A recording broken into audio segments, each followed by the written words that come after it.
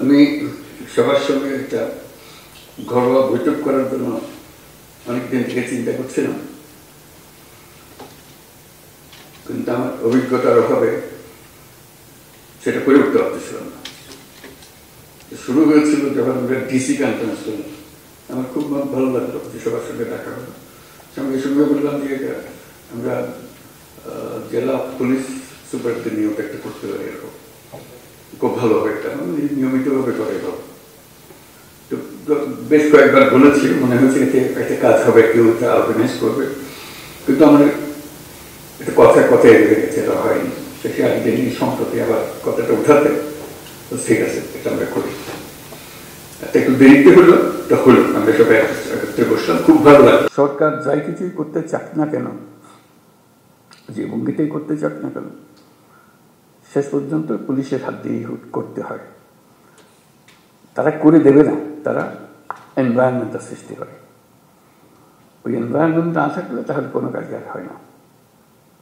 কারণ পুলিশের কথা প্রসঙ্গে বারে বারে আমরা বলছি দুটো শব্দ, আইন ও শৃঙ্খলা। এটাই হলো পুলিশ। কাজে ওই পুলিশের হাতে এটাকে এক্সিকিউট করা, এটাকে এই পরিবেশ সৃষ্টি করা, আইনের পরিবেশ সৃষ্টি করা। আইন যদি না থাকলো তাহলে সরকারও কি, গণতন্ত্র কি, অধিকার কি, মানুষ নাগরিকদের কি, কিছুই থাকে না। কাজে এটাই ছিল মূল জিনিস, যে আমরা পুলিশকে অবহেলা করে কিংবা পাশ কাটিয়ে গিয়ে দেশ করতে পারবো না। তারাই সম্মুখ সারির মানুষ। তারা ক্ষেত্র প্রস্তুত করলে তখন বাকি জিনিসগুলো হয়, তখন বীজ লাগানো হয়, চারা লাগানো যায়, সবকিছু হয়। আইন না থাকলে, শৃঙ্খলা না থাকলে যত বড় বড় চিন্তাই হোক, যত টাকাই ঢালুন, কোনো কাজে আসবে না। কিন্তু সেই জন্যই পুলিশের গুরুত্বটা মনে মনে খুব অনুভব করছিলাম, যে একবার বসি, নিজেদের মধ্যে একটা আলাপ আলোচনা করি, কি করা যায়, কিভাবে অগ্রসর হব। আজকে তোমাদের তরফ থেকে কথাগুলো শুনে খুব খারাপ লাগলো, যে এই অবস্থার মধ্যে তোমাদেরকে কাজ করতে আমরা ঠেলে দিয়েছি, যে করো। কাজ করার একটা পরিবেশ লাগে, সহযোগিতা লাগে, সামর্থ্য লাগে। সেটা ছাড়া, এই ঢাল তলোয়ার ছাড়া আমরা যুদ্ধক্ষেত্রে পাঠিয়ে দিয়েছি যে লড়াই হোক। সেই জিনিসটা আমি অবশ্যই পরপরে এটা নিয়ে বৈঠক করবো, সমাধান করতে পারবো যাই না, কোনো জিনিস সমাধান করতে বড় কঠিন জিনিস হয়ে যায়, কিন্তু চেষ্টা করবো যে কি করা যায়। যদি ব্যর্থ হই, মনে করি যে আমি চেষ্টা করেছিলাম কিন্তু ব্যর্থ হয়েছে, চেষ্টার অভাবে ব্যর্থ হয়নি। এটা প্রথম চোটে মনে পড়লো যে করা। এরকম আলাপ হলে অনেক কিছু মনে পড়বে, যেগুলো আমরা চেষ্টা করব।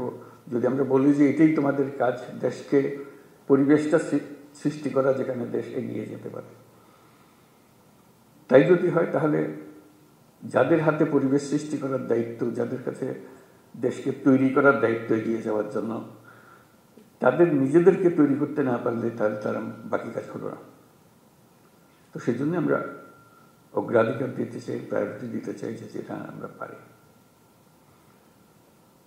আর কথা বলার আরেকটা কারণ ছিল, যে কারণে বসতে চেয়েছিলাম, সেটা হলো যে আমি সরকারে যোগ দেবার আগেও বলেছি, এখন সরকারে যোগদান পরেও বলছি, বাংলাদেশ একটা মস্ত বড় সম্ভাবনাময় দেশ। আমি বারে বারে এটা অনুভব করি। এটা শুধু রাজনৈতিক মাঠের বক্তৃতার জন্য না, ব্যক্তি হিসেবে, দেশের নাগরিক হিসেবে অনুভব করি যে এটা বিরাট একটা সম্ভাবনা, এবং কিছু কিছু উদাহরণও যে কেন এটার সম্ভাবনাটা আমি দেখি। কিন্তু সেই সম্ভাবনাটাকে আমরা বাস্তবের দিকে আনতে পারছি না, থেকে যাচ্ছি। আজকে আমরা একটা সুযোগ পেয়েছি, মস্ত বড় সুযোগ, সেই সম্ভাবনাকে কার্যে পরিণত করা।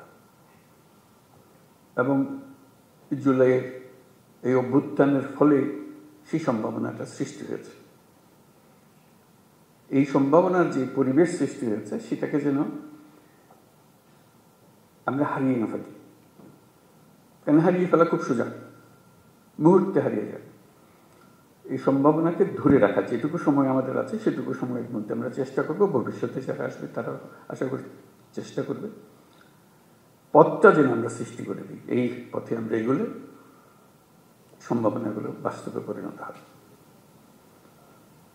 শুধু বাংলাদেশ একটা সুন্দর দেশ হবে, নিয়মতান্ত্রিক দেশ হবে, গণতান্ত্রিক দেশ হবে, সেটা তো বটেই। আমি মনে করি বাংলাদেশ পৃথিবীর যে সমস্ত অগ্রগামী দেশ আছে, যারা পৃথিবীতে নেতৃত্ব দেয়, তাদের মধ্যে একটা হতে পারে, এরকম একটা দেশের সম্ভাবনা আছে। এটা কোনো আত্মতুষ্টির জন্য না, এটা আমরা, আপনারাও নিশ্চয় দেখবে, তোমরা দেখবে এটা, যেটা একটু বিচার করলে মনে হয় যে হ্যাঁ এই সুযোগ আছে। আমি একটু কয়েকটা উদাহরণ দিই। এই যে গণ অভ্যুত্থান হলো, এটা বিরাট একটা কাণ্ড, ইতিহাসের একটা বিরাট পরিবর্তন সূচিত হলো। লন্ডভন্ড অবস্থার মধ্যে আমরা এই যাত্রা শুরু করলাম।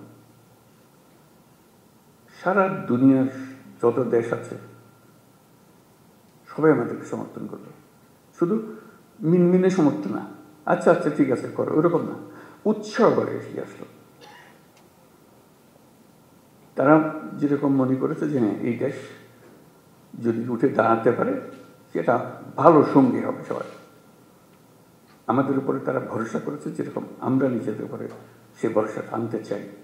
আমাদের সে ভরসা অনেক সময় হারিয়ে যায়, যে মনে হয় যে না কী হবে, এই তো 2 দিন পরে আবার সব পাল্টে যাবে, কয়দিন থাকবে এটা দেখি আমরা, একটা প্রশ্নবোধক নিয়ে অগ্রসর।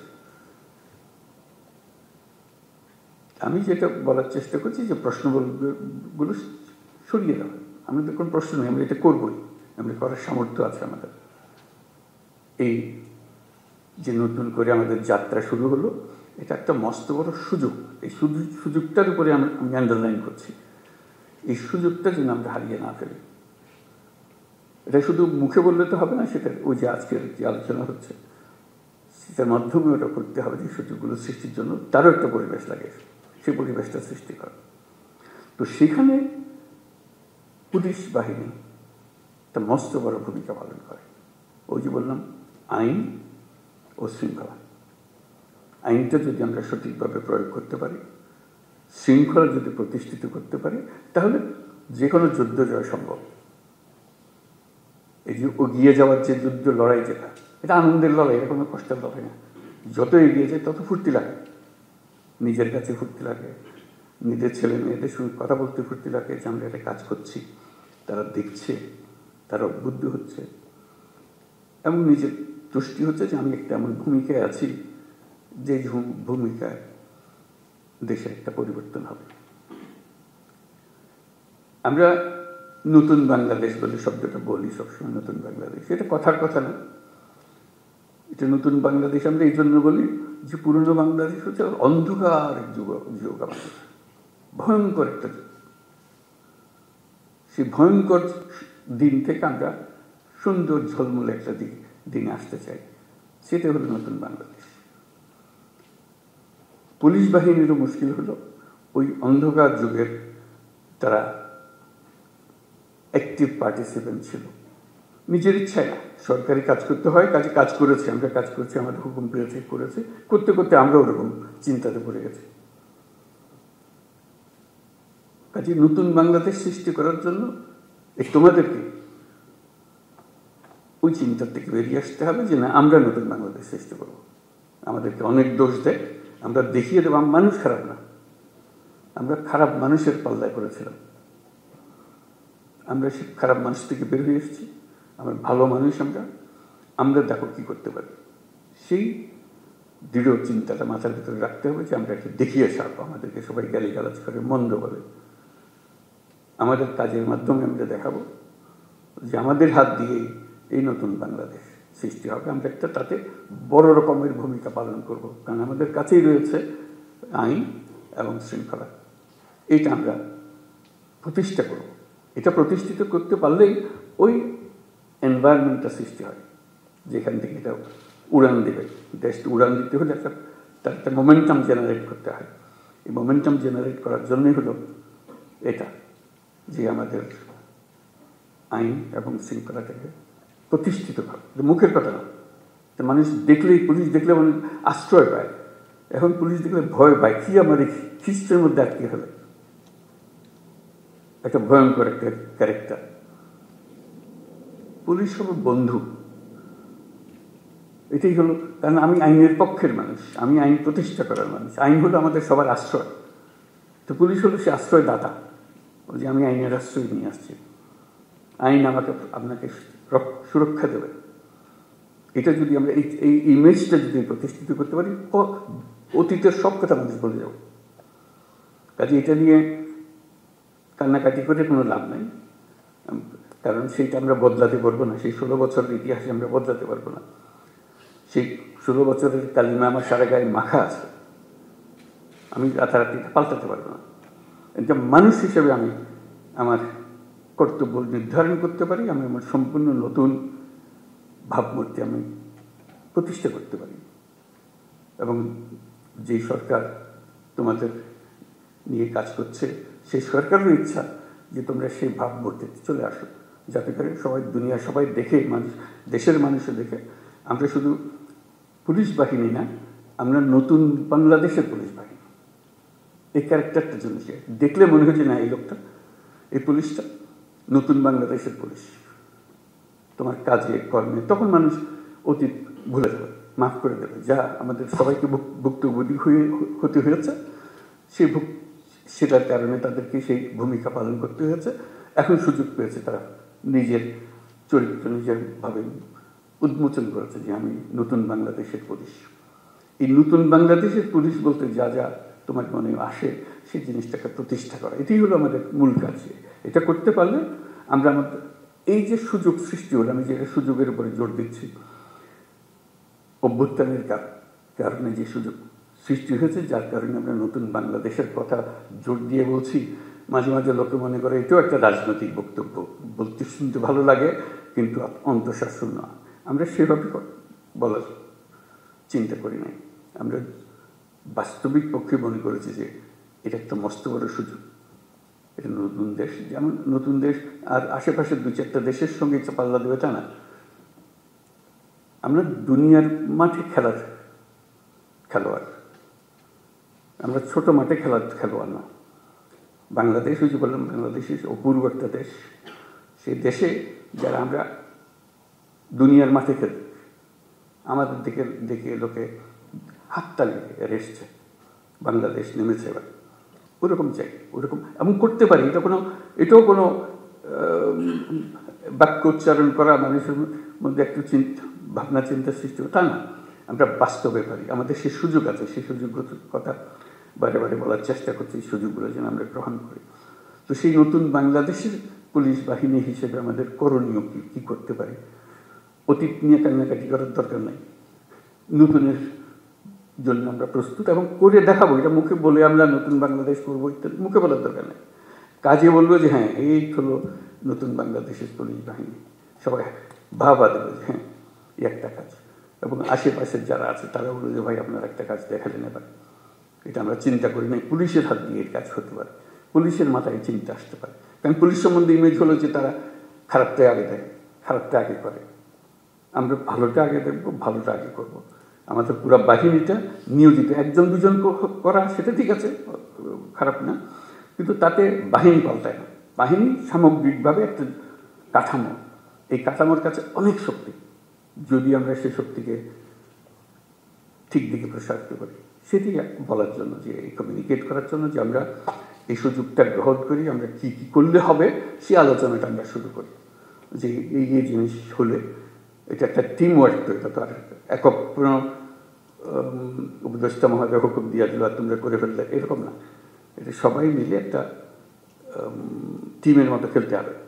এবং বাংলাদেশের যত টিম আছে, সবচেয়ে গুরুত্বপূর্ণ টিম হলো তোমরা পুলিশ টিম। আমরা বহু টিম আছে, ব্যবসা বাণিজ্য অন্যান্য বহু রকমের জিনিস, কিন্তু গোড়াটা ঠিক করে দিতে হয় পুলিশকে। ওই যে বললাম যে পরিবেশ তার হাতে। পরিবেশ মানে কাজ করার পরিবেশ, এই পরিবেশটা তোমাদেরকে সৃষ্টি করতে হবে এবং তোমরা পারবে, না পারার কিছু নেই। এবং যদি অতীতের কোনো কাজে তোমার কাছে অনুশোচনা এসে থাকে, দুঃখ এসে থাকে, এই হলো সুযোগ। এই দুঃখটাকে মোচন করার জন্য এমন কাজ করব, মানুষ ওটা শুধু ভুলে না, এই যেটা নতুন কাজ সেটা দিকে আমাকে স্মরণ করবো, অতীতের প্রশ্ন উঠবে না আর আমার কাছে। তারা পরিষ্কার দেখবে যে আমরা কী করি না করি, এই জিনিসটা করা। তো সেটা বলবো যে আমরা তো করতে চাই, কীভাবে করব, আমাদের তো সুযোগ দিচ্ছে না। এই সুযোগটা কীভাবে আমরা করতে পারি? আমরা সবাই মিলে একটা টিম, তোমরা একটা টিম আলাদার ওপর না, আমরা সবাই মিলে একটা টিম। তোমাদেরটাও সেই সুযোগ করে দিতে হবে, যাতে করে আমরা যতটুকু আমাদের সাথে আছে সেগুলো, সেই আয়োজনগুলো করে দেওয়া যাতে আমরা করতে পারি।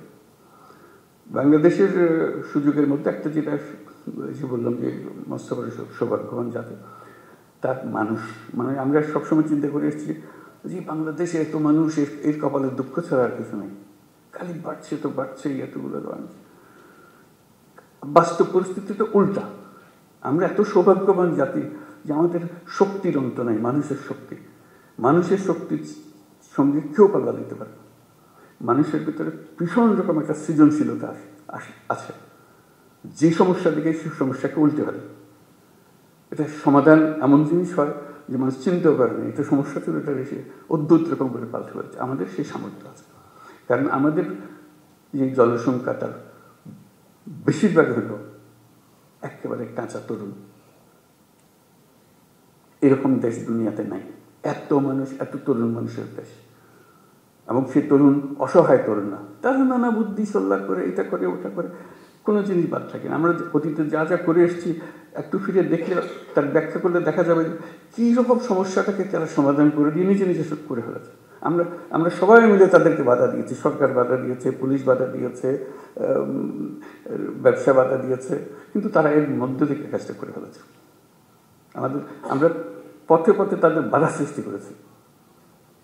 সরকারের একটা ভূমিকা হলো বাধা সৃষ্টি করা, আমরা সে বাধাকে তাকে দিয়েছি, সেই বাধাকে অতিক্রম করে তাকে করতে হয়েছে।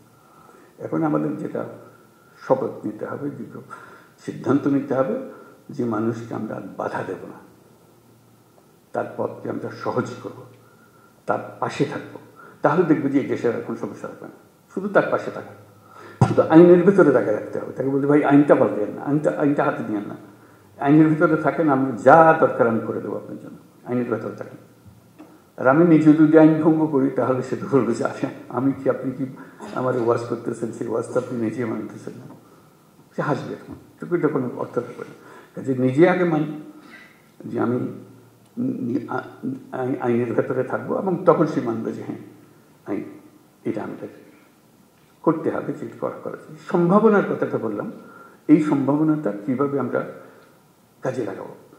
এই সরকার, অন্তর্বর্তীকালীন সরকার, এটা হাতে খুব বেশি সময় নেই।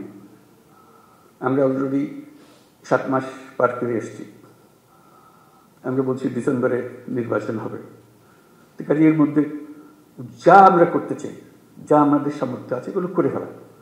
কাজে কী কী সংস্কার, আমরা সংস্কারের উপর দিচ্ছি, তোমরাও সংস্কারের কথা বলছো, যে আমাদের যত সংস্কার করার দরকার আছে আমি করে ফেলি।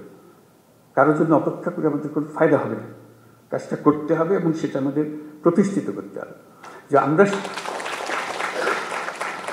আমরা সেই অংশটা করব, এটা আশ্বাস দিলাম তোমাদেরকে। তোমরা আমাদেরকে বলো যে আমরা আমাদের পার্টটা আমরা করব। আমরা এই নতুন বাংলাদেশের নতুন সৈনিক পুলিশ বাহিনী হব। এটা হলেই আমরা ওই ক্ষেত্রটা প্রস্তুত করলাম। এই ক্ষেত্র প্রস্তুত করলেই আমরা থাকি আর না থাকি, এটা দেশ থেকে যাবে, এটা চলবে। অন্যরা মনে করবে যে না এটা সুন্দর চলছে, এটা চলতে থাকবে, সেই জিনিসটা করে। যেহেতু নির্বাচন আসছে, নানা রকমের সমস্যা হবে, নানা রকম চাপ আসবে, তবে ডেসপারেট হয়ে যাবে, আমার ক্যান্ডিডেটকে জেতাতে হবে, ওর ক্যান্ডিডেটকে জেতাতে হবে। তুমি এখন আইন মানতে চাইলে তোমার উপরে খেপাখেপি করবে যে না কিসের আইন বেরোচ্ছে, তুমি আমাকে আইন দেখাও, এসব হবে। আমাদের সেখানে শক্ত থাকতে হবে, আইনের ভেতরে থাকতে হবে, যাতে করে যে সরকার নির্বাচিত হয়ে আসবে সে সরকারের আইনের সরকার যেন হয়, আইনের মারফতে যে এসছে। যে আইন ভেঙে এসছে সে সরকার কোনোদিন আইন রাখতে পারবে না, কারণ সে ভাঙারই অভ্যাসটা। কাজে এই যে সুযোগের কথাটা বললাম, এই জন্য বললাম এই সুযোগটা হলো এমন যে আমরা যাতে ভবিষ্যতের সরকারটাও যেন আইন মানার সরকার হয়, এটার জন্য আমরা নিশ্চিত করতে পারি। সেটারও দায়িত্ব তোমাদের হাতে, যেহেতু নির্বাচনটা তোমাদের হাত দিয়ে হবে। কারো কথা মানার দরকার নাই, না অন্তর্বর্তীকালীন সরকার, না অন্য সরকার যারা নির্বাচন করছে তাদের বিষয়ে কারো কথা। আইন যা বলে তুমি আইনের ভেতরে থাকো, তাহলে পরবর্তী সরকার আইন মানার সরকার হবে। আর যদি বলছে হ্যাঁ ওরা কি আছে, ওরা তো আসতেছে, ওদের হুতুম মানুষ ছাড়া আমরা কি করব, তাহলে আমরা অন্যদিকে চলে গেলাম।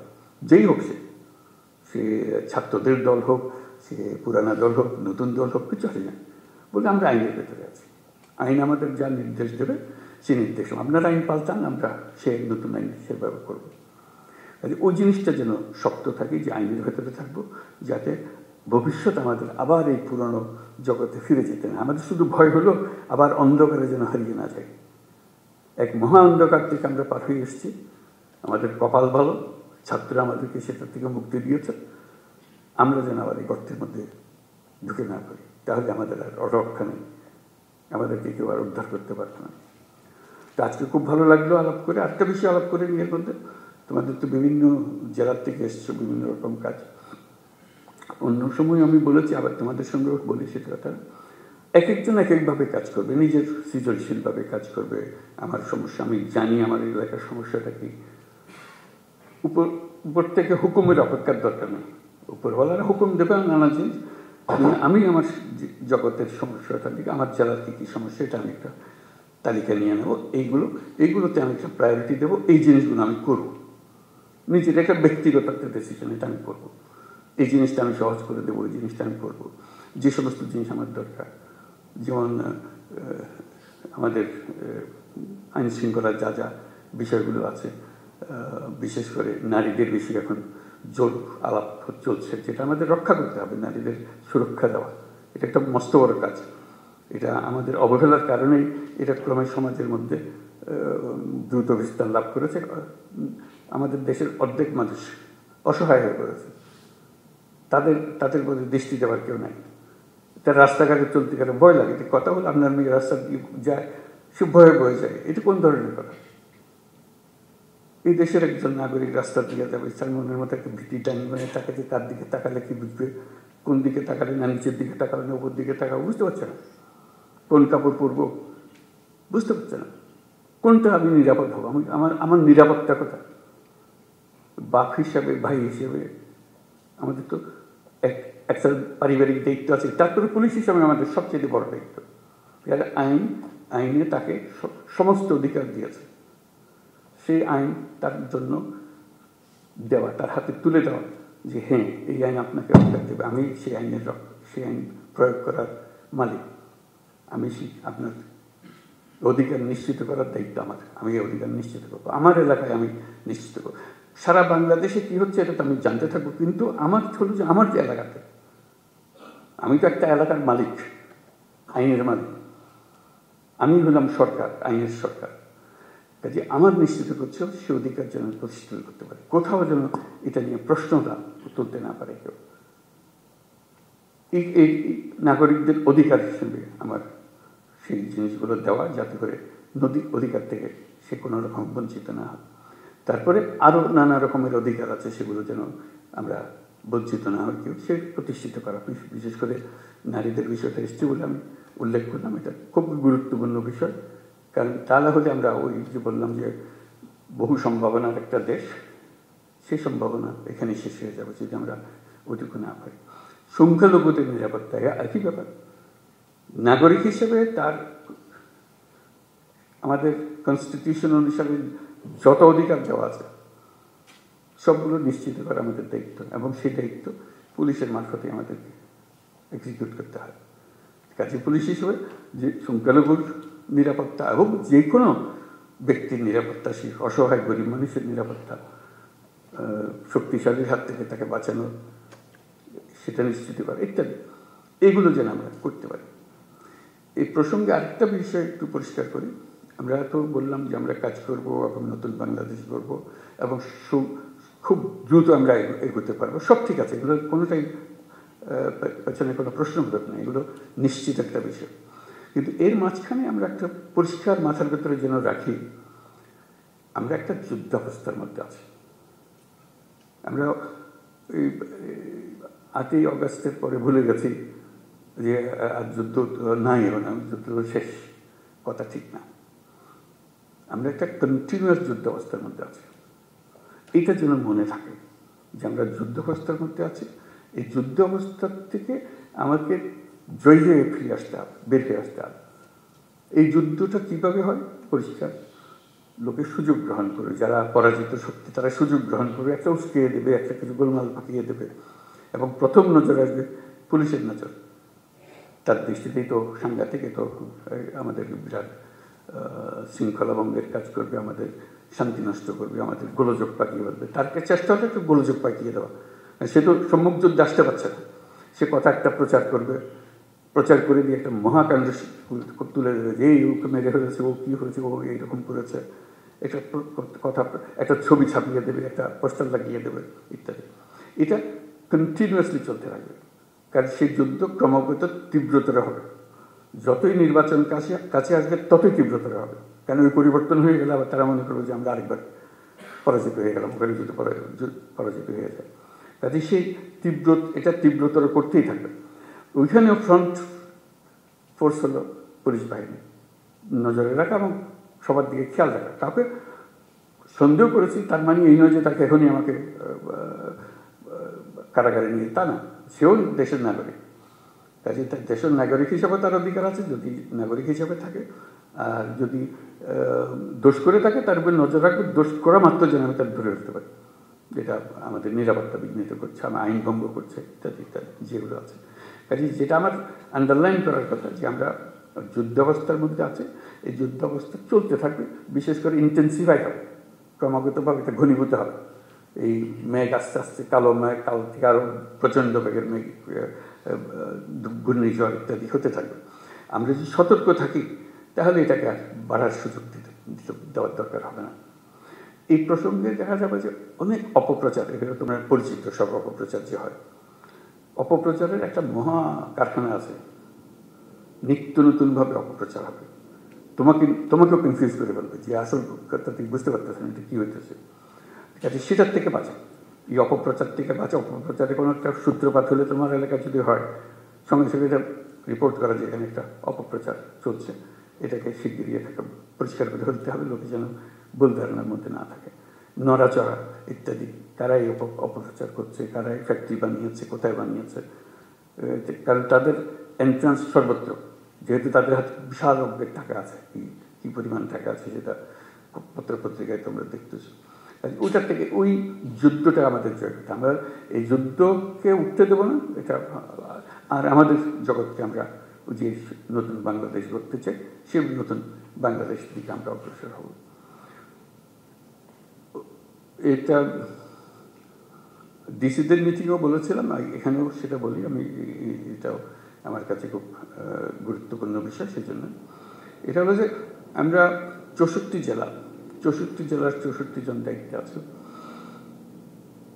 64 জন তো একরকম না, একটা হলো যে ব্যক্তিগতভাবে একরকম না, একটা হলো যে কেউ অ্যাক্টিভ, কেউ একটু ইনঅ্যাক্টিভ, দুদিন পরে করতেছে, আজকে যেটা করার কথা কালকে বলবো, পরশু করবো, এরকম।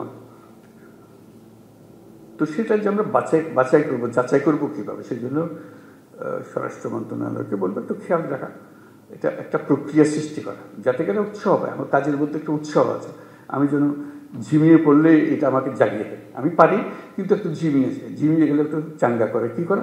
আমি প্রস্তাব দিচ্ছি যে র্যাঙ্কিং করা, প্রতি মাসে এই 64 জেলাকে 1 থেকে 64-তে নিয়ে আসা, সবাই কে কোন স্থানে আছে। ক্লাসে এরকম হয় না যে ফার্স্ট বয় সেকেন্ড বয় হয়, ফুর্তি লাগে। আমার একেবারে লেজের গোড়ায় দিয়েছি, আমার খুব খারাপ লাগে, আমি পারি, তখন আমার একটু গোসা লাগে যে কী বলে ওই কারণে আমার উপরে যায়, আমি হচ্ছে অনেক ভালো করি। কত বলবো যে আমার জেলাটা আসলে খারাপ, আমাকে এই জন্য হয়েছে। পরে বলছে না, ওরটা অত খারাপ, ওটা তো ভালো না, ও তো আমার উপরে চলে গেছে। এই জিনিসটা করে, এটা খেলার মনোবৃত্তি থেকে, কোনো কাউকে শাস্তি দেওয়ার জন্য না, যে এটা খেলোয়াড়, যে সবাইকে জানানো হবে এই কী ক্রাইটেরিয়াতে হবে, সেই ক্রাইটেরিয়াটা তার ঠিক করে দেবেন। তোমরা জানো যে এই ক্রাইটেরিয়াতে বিচার হয় এবং প্রতি মাসে এটা তৈরি হয় 1 থেকে 64। তো আমাদের যেটা হবে, তাদের স্বরাষ্ট্র মন্ত্রণালয়কে বলতে যেটা হবে, একই ব্যক্তি বারে বারে 64-তে থেকে যায়, এটা নিয়ে এখন আমাদের সন্দেহ। আগে যে 64 ছিল 64, তারপর 63-তে চলে গেছে, তারপরে 50-এ চলে গেছে, তারপরে 32-এ চলে গেছে, সে নড়াচড়া করে।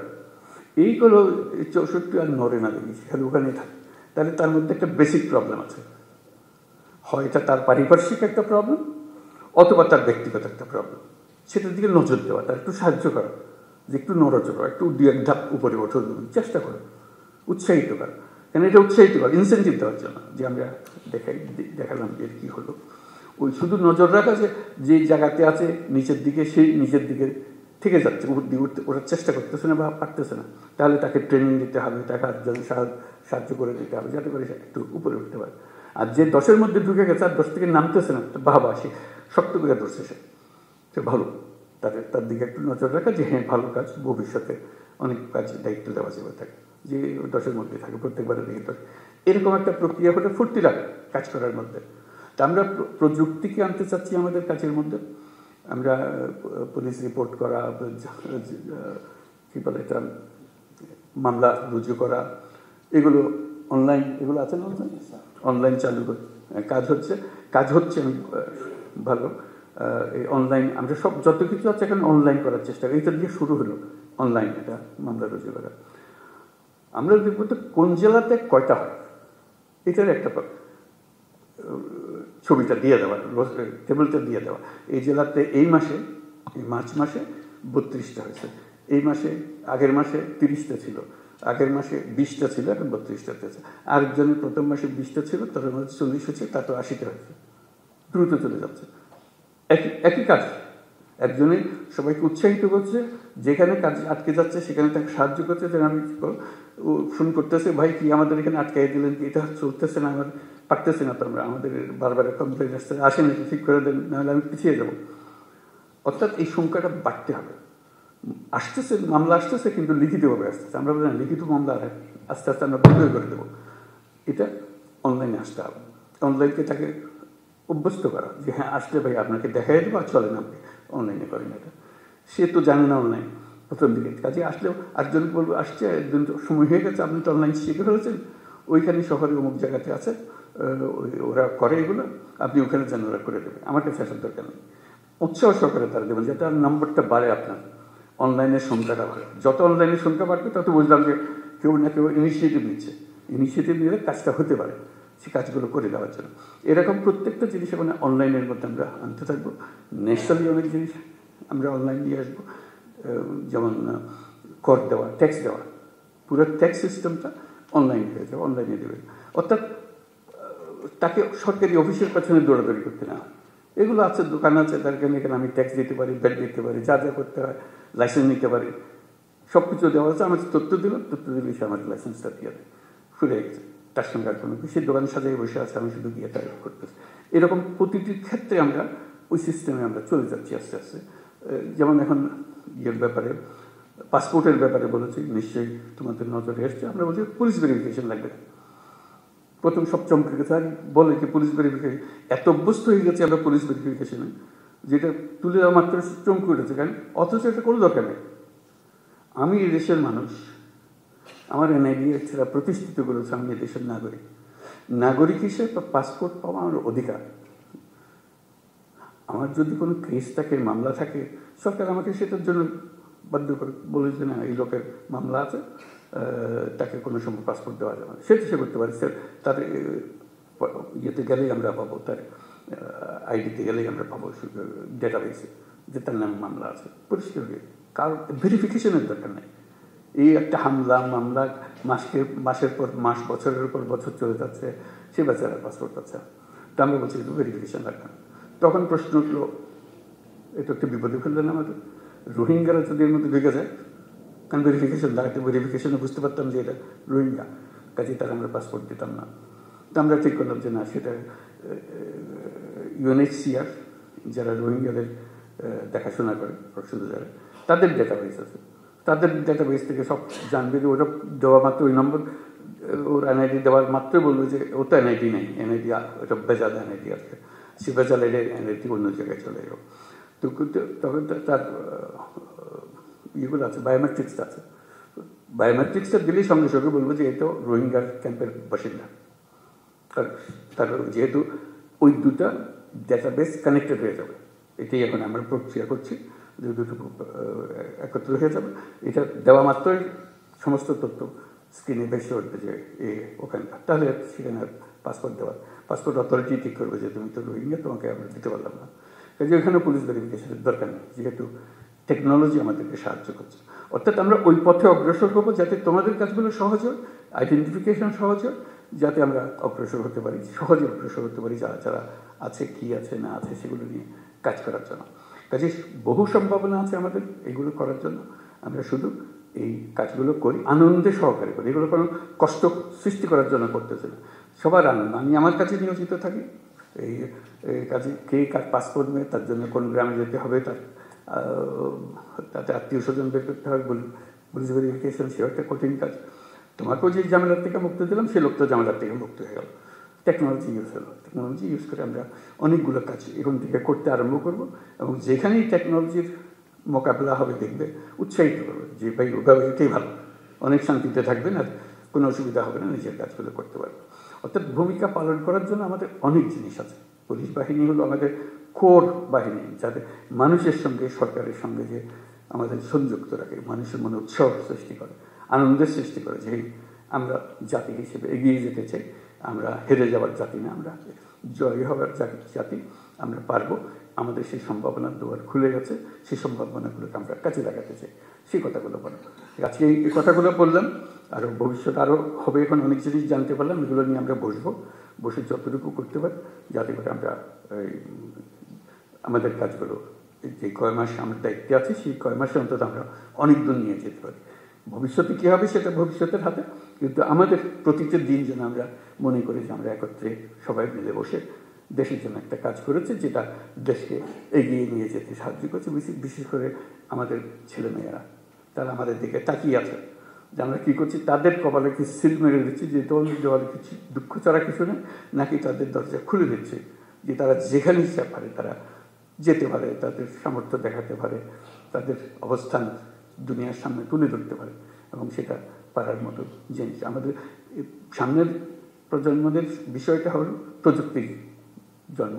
এই প্রযুক্তি দিয়ে তারা কোথায় যে চলে যাবে আমরা চিন্তা করতে পারছি। আজকে যে ছোট্ট বাচ্চাটা আপনার ঘরে বড় হচ্ছে, দেখবেন যে সে কী যে কাণ্ড করে ফেলেছে তার 18 বছর বয়সে, 19 বছর বয়সে।